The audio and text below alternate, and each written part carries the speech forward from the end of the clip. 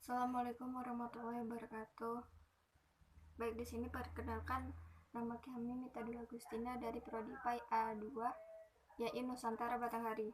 Di sini kami akan menjelaskan mengenai filsafat pendidikan, yaitu tentang filsafat idealisme, filsafat pendidikan realisme, yang mana diampu oleh dosen Bapak Dr. Amiruddin SPD MPDI. Baik, yang pertama kita akan membahas tentang pengertian idealisme. Jadi pengertian idealisme adalah salah satu aliran filsafat pendidikan yang berpaham bahwa pengetahuan dan kebenaran tertinggi adalah ide.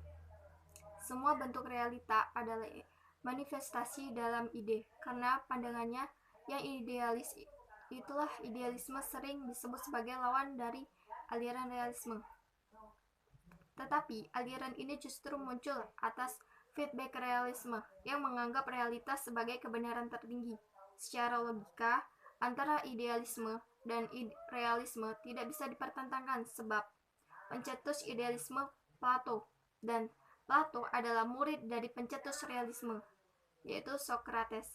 Jika demikian, apakah mungkin Plato seorang idealis yang juga realis? Dengan pertanyaan lain, apakah Socrates yang realis juga seorang idealis?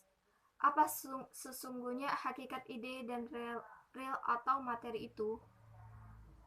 Idealisme menganggap bahwa yang konkret hanyalah bayang-bayang yang terdapat dalam akal pikiran manusia. Kaum idealisme sering menyebut dengan ide atau gagasan.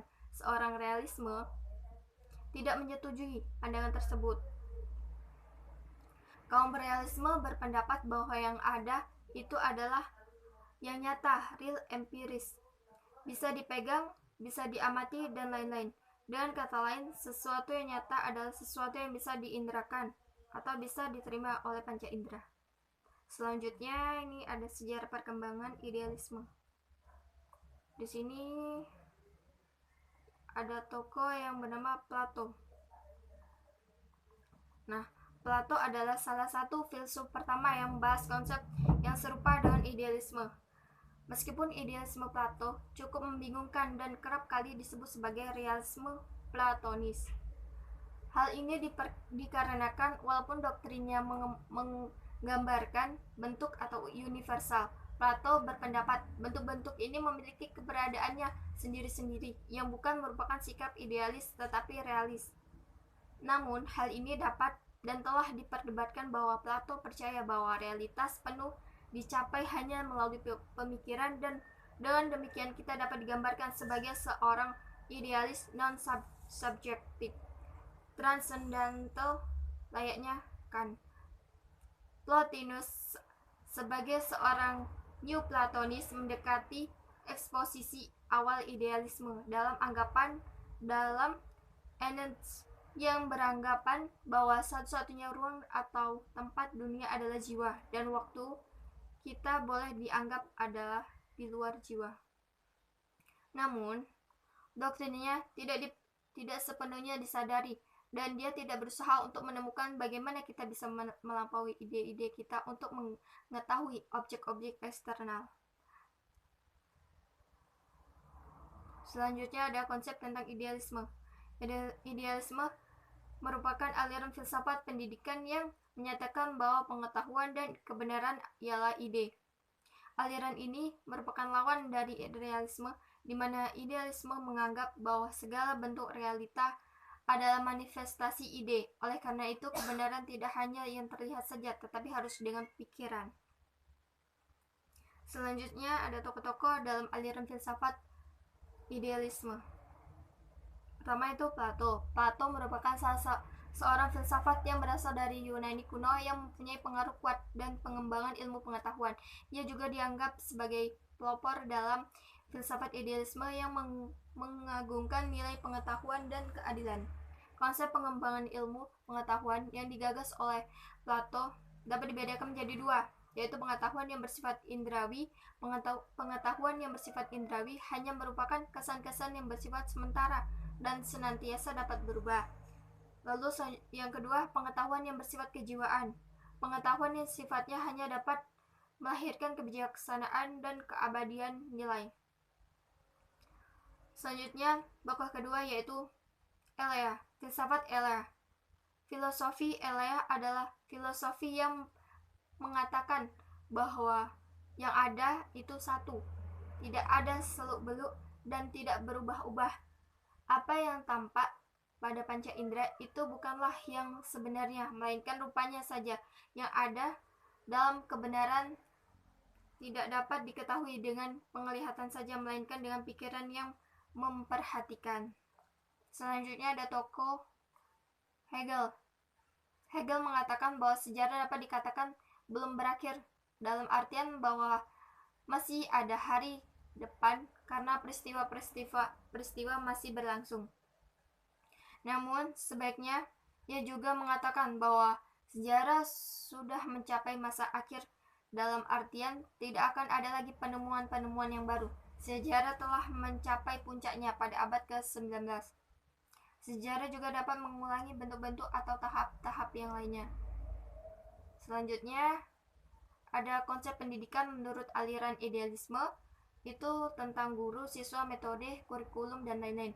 Idealisme salah satu aliran filsafat pendidikan yang berpaham bahwa pengetahuan dan kebenaran tertinggi adalah ide. Semua bentuk realita adalah manifestasi dalam ide. Karena pandangan yang idealis, itulah idealisme sering disebut sebagai lawan dari aliran realisme. Tetapi aliran ini justru muncul atas feedback realisme yang menganggap realitas sebagai kebenaran tertinggi. Secara logika antara idealisme dan realisme tidak bisa dipertentangkan, sebab pencetus idealisme Plato adalah murid dari pencetus realis yaitu Socrates. Dalam konteks pendidikan, paham ini mencita-citakan pemikiran atau ide tertinggi secara kelembagaan institusional. Maka pendidikan akan didominasi oleh fakultas atau jurusan filsafat dan pemikiran pendidikan. Dan ranah pendidikan dasar akan didominasi oleh konsep-konsep dan pengertian secara definitif tentang segala sesuatu. Tetapi menurut psikologi perkembangan peserta didik terdapat tahap-tahap perkembangan pemikiran siswa, yaitu mengenai tentang metode. Metode yang digunakan oleh aliran idealisme adalah metode dialektik, syarat dengan pemikiran, perenungan, dialog, dan lain-lain. Selanjutnya ada kurikulum. Nah, kurikulum yang digunakan dalam aliran realisme adalah pengembangan kemampuan berpikir dan penyiapan keterampilan bekerja melalui pendidikan praktis. Selanjutnya ada evaluasi. Evaluasi yang digunakan dalam aliran idealisme adalah dengan evaluasi esai, sehingga sesuatu itu bisa terwujud atas dasar pemikiran manusia. Dalam pendidikan, sehingga sesuatu yang bisa terwujud atas dasar pemikiran manusia dalam pendidikan idealisme merupakan suatu aliran yang berkontribusi besar demi kemajuan pendidikan. Hal tersebut bisa dilihat pada metode dan kurikulum yang digunakan. Idealisme mengembangkan pemikiran peserta didik sehingga menjadikan peserta didik mampu menggunakan akal pikir atau idenya dengan baik dan mengembangkan ilmu pengetahuan.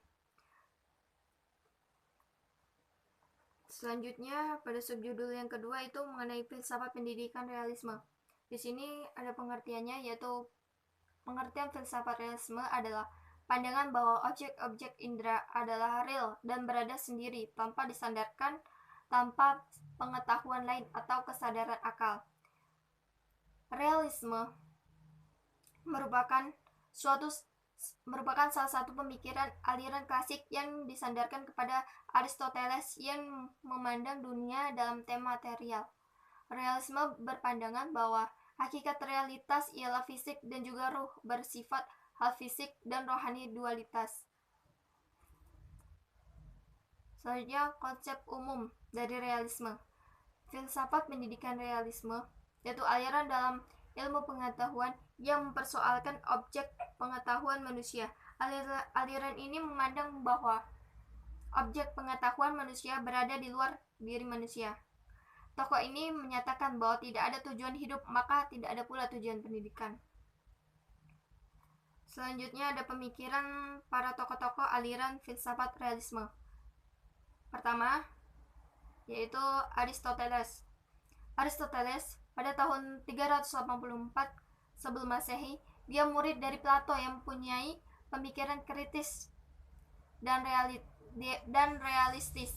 Tetapi Aristoteles mempunyai pemikiran yang lebih modern daripada Plato. Aristoteles dalam berfilsafat beda dengan Plato. Ia mengatakan bahwa pengetahuan itu bukan dari pengalaman yang hanya berupa bayangan belaka. Ia mengakui bahwa segala sesuatu itu tidak terletak pada keadaan bendanya, melainkan dengan pengertian bendanya, yakni ide, namun ide itu tidak terlepas dari kenyataan yang ada. Maksudnya, meskipun benda itu tidak ada yang memikirkan, tapi benda itu tetap ada dan keberadaannya ditentukan oleh akal pikiran. Selanjutnya ada Johann Amos Comenius. Johann adalah pemikir pendidikan yang tergolong pada realisme religius. Ia mengemukakan bahwa setiap manusia itu harus berusaha dalam mencapai tujuan. Dan ia juga beranggapan bahwa pendidikan itu bersifat universal, seragam, dan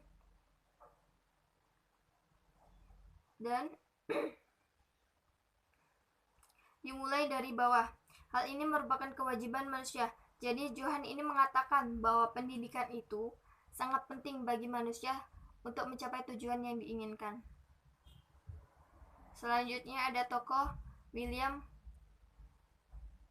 Cochran. William ini pengikut Aristoteles yang berakar pada metafisika dan epistemologi. Ia juga membicarakan tentang natural dan supranatural. Ia juga beranggapan bahwa tujuan hidup adalah tujuan pendidikan. Menurutnya, tujuan pendidikan itu untuk hidup di dunia yang sekarang dan untuk mencapai tujuan akhir yang abadi. Selanjutnya ada sejarah aliran realisme. Aliran realisme dalam seni ini sebenarnya ada pada abad ke-24 sebelum Masehi, yang ditemukan di kota Patal atau India. Aliran ini menjadi sangat terkenal dalam gerakan budaya negara Prancis pada pertengahan abad ke-19 sebagai tanggapan terhadap romantisme yang telah mengakar di negara itu. Gerakan budaya ini terikat erat dengan perjuangan sosial, reformasi politik, dan demokrasi. Aliran realisme ini kemudian mendominasi secara global dari tahun 1840 hingga 1880, seperti karya seni dari karya sastra di negara Perancis, Inggris Raya, dan Amerika Serikat. Royal Academy of Painting and Sculpture telah mendominasi penyebaran produk kesenian di Perancis dalam hampir 2 abad. Perancis adalah budaya seni paling unggul di dunia saat ini, dengan asumsi bahwa itu tetap bermakna. Akademi Seni Prancis telah menetapkan beberapa standar untuk karya seni di seluruh Eropa.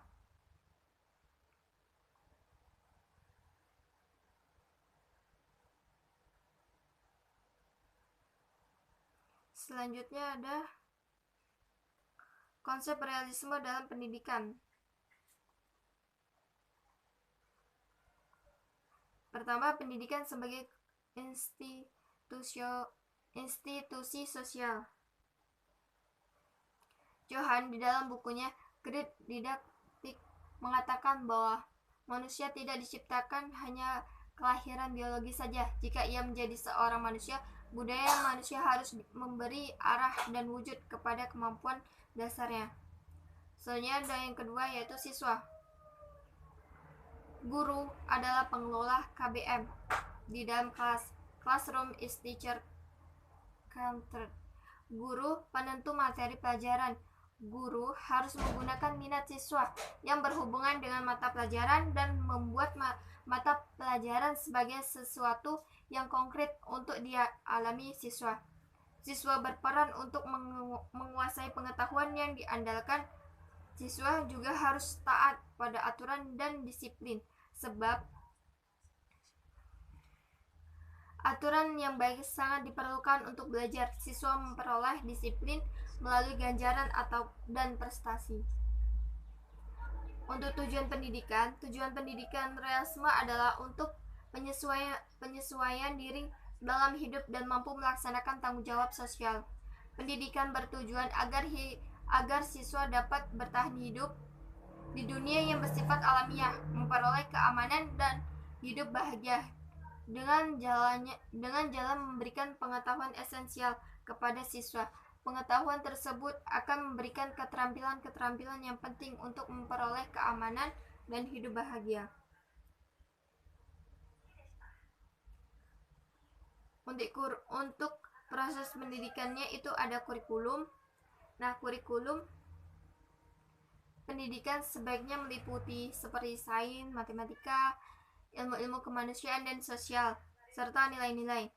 Kurikulum yang baik diorganisasi menurut mata pelajaran dan berpusat pada materi pelajaran yang diorganisasi menurut prinsip-prinsip psikologi belajar. Kurikulum harus berisi pengetahuan dan nilai-nilai esensial agar siswa dapat menyesuaikan diri dengan lingkungan alam, masyarakat, dan kebudayaan. Untuk metode pendidikan, pembiasan merupakan metode utama bagi filsuf penganut behaviorisme. Metode mengajar yang disarankan bersifat otoriter.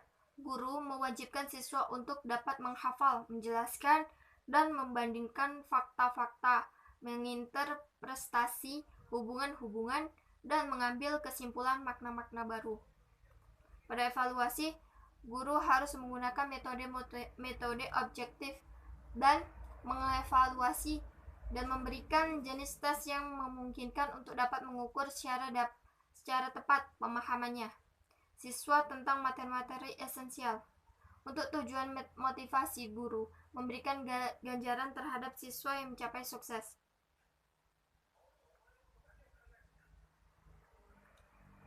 Kesimpulannya, bahwa realisme berpendapat bahwa hakikat realitas adalah terdiri atas dunia fisik dan dunia rohani. Realisme membagi realitas menjadi dua bagian, yang subjektif, yang subjek yang menyadari dan mengetahui di satu pihak, dan pihak lainnya adalah adanya realita di luar manusia yang dapat dijadikan sebagai objek pengetahuan manusia. Bahan pendidikan yang esensial bagi aliran realisme klasik adalah pengalaman manusia yang esensial. Sedangkan menurut realisme ilmiah, pengetahuan yang sahih adalah pengetahuan yang diperoleh melalui pengalaman empiris dengan jalan observasi atau penginderaan. Baik, demikian, terima kasih. Kami ucapkan wassalamualaikum warahmatullahi wabarakatuh.